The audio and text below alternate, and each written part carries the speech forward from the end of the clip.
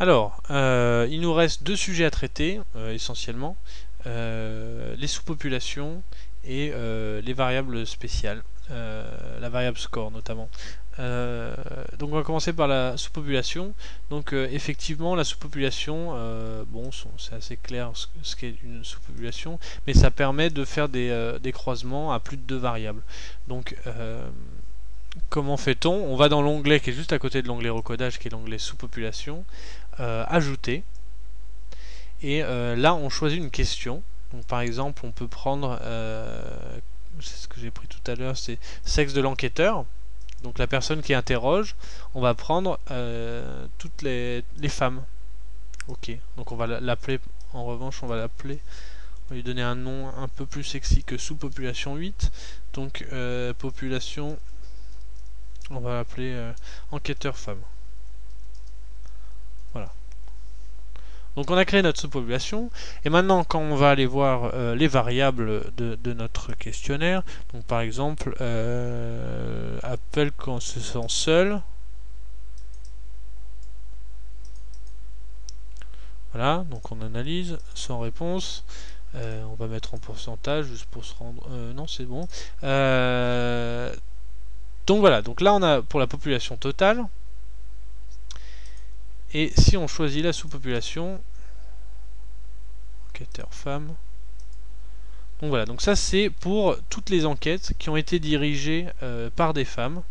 Le pourcentage de lycéens qui appellent souvent quand il ou elle se sent seul. Voilà.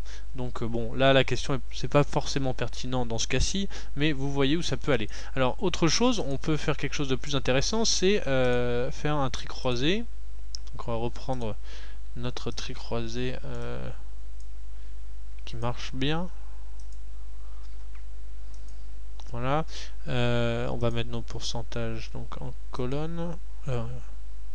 Oui. Voilà. Donc là on a notre tri croisé de la dernière fois. Et sauf que maintenant on va choisir la sous-population enquêteur femme. Voilà. Donc hop. Ok. Donc voilà. Donc ça c'est les personnes qui appellent quand elles se sentent seules en fonction de leur sexe et en fonction du sexe de la personne qui les interroge. Donc voilà. Donc on peut faire ça avec un tas de questions. Notamment, on peut complexifier la sous-population, c'est-à-dire que on va venir, on va ajouter donc une nouvelle sous-population. Donc on va prendre le sexe de l'enquêteur. Ok, on ajoute une variable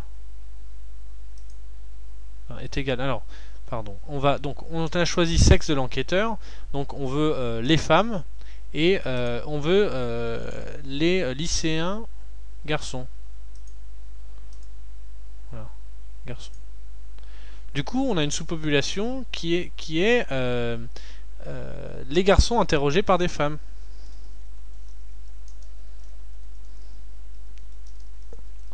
Voilà. Et du coup, quand on va faire notre tri à plat de appel quand on se sent seul, voilà, on peut